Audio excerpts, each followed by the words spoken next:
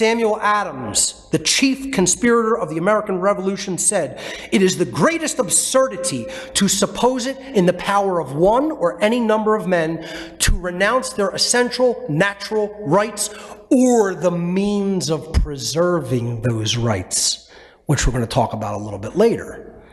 If men, through fear, fraud, or mistake, should in terms renounce or give up an essential natural right, the eternal law of reason and the grand end of society would absolutely vacate such renunciation. He is saying here, you don't have a right to give up your rights because that puts everybody else in jeopardy of slavery. You have no right not to understand what a right is. You have a right to not understand how to bake an apple pie, but you don't have a right to not understand what a right is. This is something that is a duty to understand. It transcends a right. You must understand it because the ignorance of its understanding places other beings in jeopardy of slavery. And he's saying if somebody says I'm the rightful slave of another, the society itself simply vacates that abdication of a right and says, no, you do not have a right to abdicate that. It's not only a right, it's a duty and a responsibility that you can never shirk actually in nature. You can only make the claim that you're going to shirk it, but you can't really do that.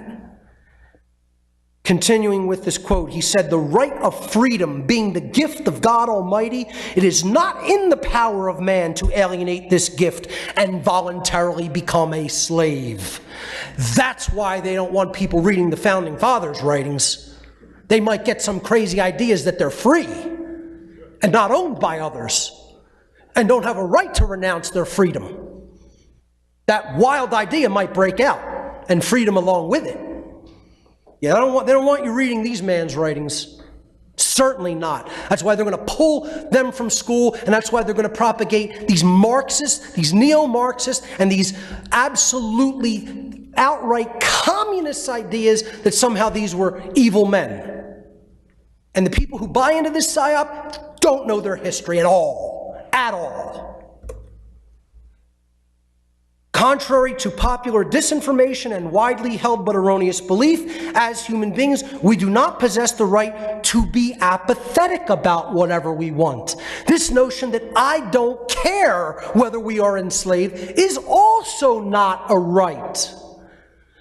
You have a right not to care whatever popular celebrity of the day, what fashion they happen to be wearing. Because I certainly don't care about those things. And that's my right not to care about them. I personally don't care about what's happening in popular sports or popular music. Couldn't give a damn, couldn't care less. I don't have the right not to care about the dynamics that govern human freedom. I don't have that right.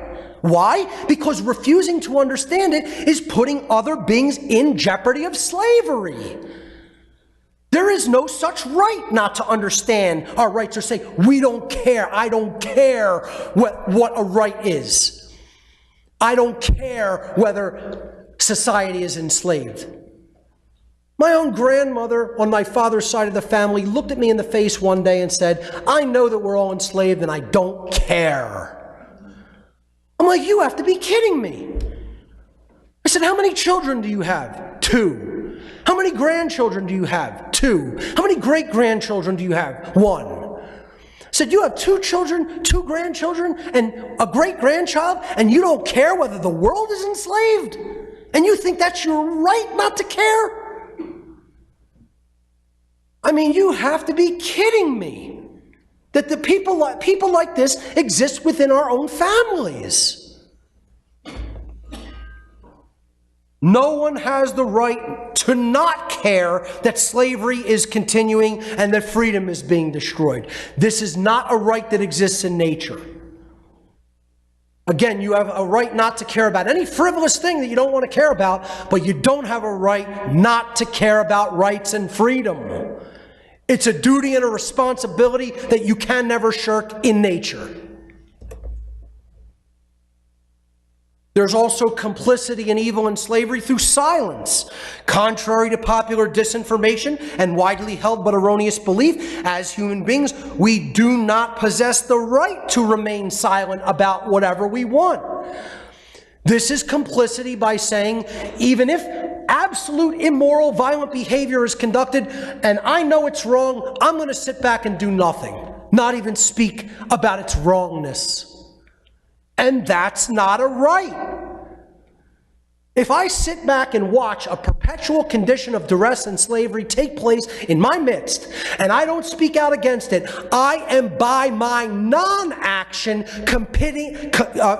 partaking in a complicit act with evil. I am condoning by my silence and apathy the evil that's being conducted, and that's not a right. So this is hard for some people to hear because a lot of people say, well, a wrong can only be an action conducted. No, it's not that simple. You can perform wrong in your thoughts and in your emotions and in your non-actions.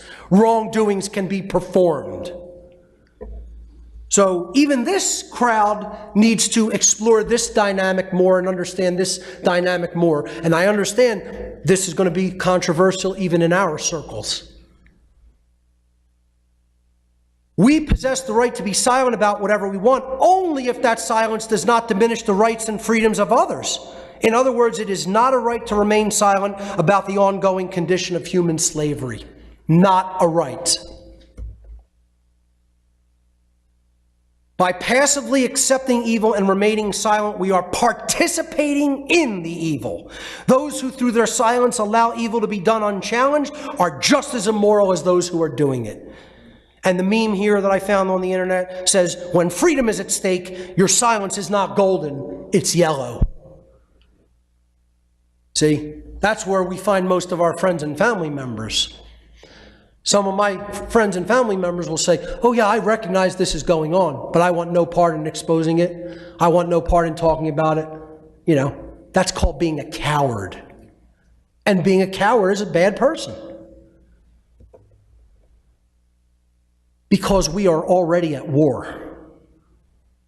And I'm not just talking about a spiritual or mental war. We are already at physical war. Physical war is being conducted upon the people of this country and the world. Now here's the actual result, folks. Here's the actual numbers. Think about this number in a war. If the media would be all over it.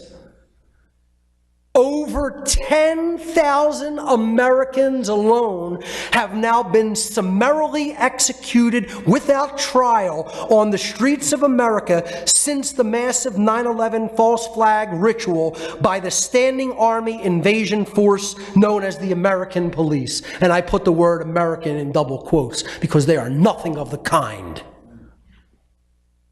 They are trash, un-American, order-following vermin. And I'll say it to their face.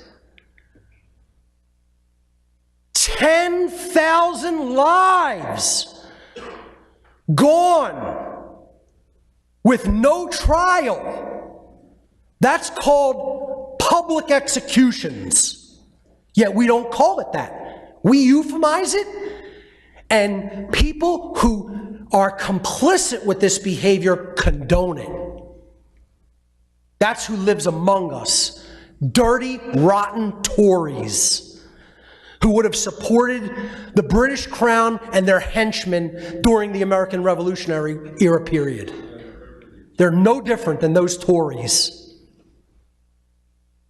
This is the standing army invasion force that the founding fathers warned us about. A standing army was repeatedly told to the public by the founding fathers and American revolutionaries that if you let a standing army rise up in your midst all around you, you will have tyranny. And that's exactly what we allowed to happen. And this is who they are. This is a foreign invasion standing army force. That's the standing army the Founding Fathers warned us about in all of their writings.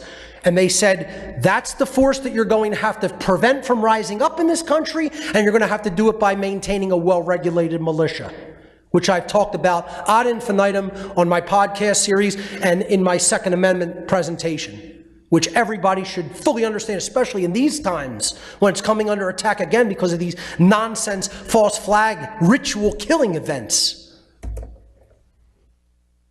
Samuel Adams, once again, I'm going to have a lot of quotes from the Founding Fathers in this presentation. He said, if you love wealth, he said this in Philadelphia, if you love wealth greater than liberty, the tranquility of servitude greater than the animating contest for freedom, go home from us in peace. We seek not your counsel nor your arms. Crouch down and lick the hand that feeds you. May your chains set lightly upon you, and may posterity forget that you are our countrymen. You know, I say this before every one of my band shows. That's the intro to our performance. I restate Samuel Adams' words before we start to play.